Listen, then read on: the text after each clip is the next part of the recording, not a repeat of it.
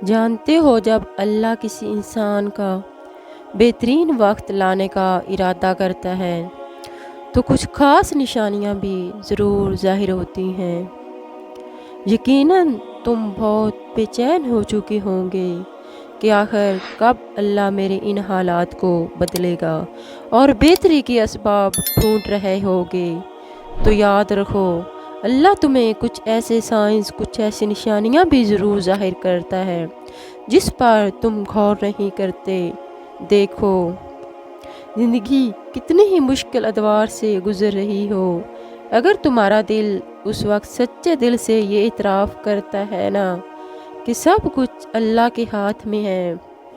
اور اللہ کے اذن سے مشکل آتی ہے اور اسی کے حکم سے ٹل جاتی ہے،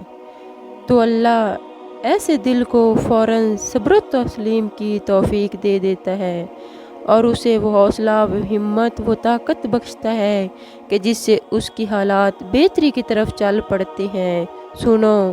تم مایہ ناز زندگی جینا چاہتے ہو تو اپنے مسئلوں میں ہمت کو مضبوط رکھنا اور ہرگز گمان نہ کرنا کہ میرے ساتھ ایسا کیوں ہوا،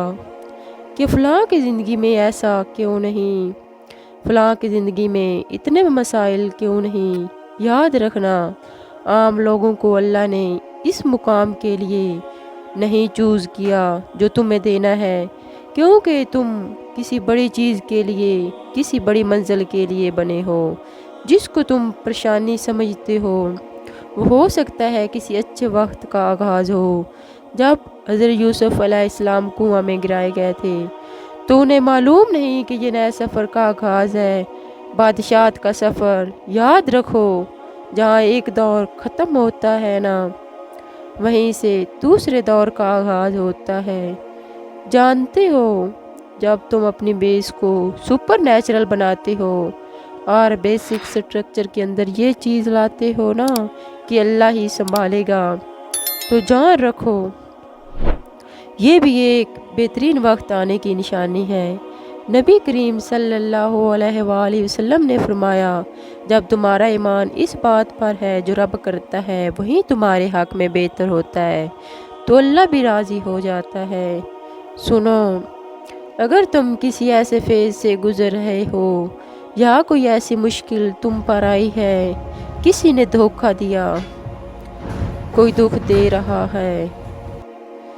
یا جو چیز تم چاہتے ہو وہ تمہیں نہیں مل پا رہی، جو تم نے صرف یہ تصور کرنا ہے کہ جو مشکل مجھ پر آئی ہے یہ نہ صرف کچھ وقت کے لیے آئی ہے، کیونکہ دنیا عارضی ہے تو مشکلات بھی عارضی ہے، لہٰذا تم غم اور دکھ میں خود کی ایسی حالت نہ کیا کرو جیسے ایک بے لنگر جہاز موجوں کے ساتھ بہتا چلے جاتا ہے اور کہیں قرار پکڑ سکتا۔ تمہیں تو یقین ہونا چاہیے، آندھی ہو یا طوفان، تمہارا رب تمہیں کنارے تک ہی لے جائے گا۔ یاد رکھو، اگر کسی چیز کی چاہت اتنی بڑھ جائے نا کہ تم اپنی زندگی میں موجود دوسری چیزوں سے غافل ہو کر اپنا ہوش کھو بیٹھو، تو اس کا مطلب تم اللہ پر یقین کھو بیٹھے ہو۔ تم کیوں کرتے ہو ایسا، جبکہ قرآن تو کہتا ہے کہ وہ اللہ ہی ہے جو اپنے بندے پر صاف صاف آیتیں نازل کر رہا ہے تاکہ تمہیں تاریکیوں سے نکال کر روشنی میں لے آئے۔ اور حقیقت یہ ہے کہ اللہ تم پر نہایت شفیق اور مہربان ہے، تو پھر دور کر لو اپنے دل سے ہر طرح کے شک کو اور ہر طرح کے غم کو اور مایوسی کو، کیونکہ اللہ تمہیں کمزور نہیں بلکہ طاقتور بنانا چاہتے ہیں۔ جانتے ہو، بہترین وقت شروع ہونے کی سب سے بڑی نشانی تو یہ ہے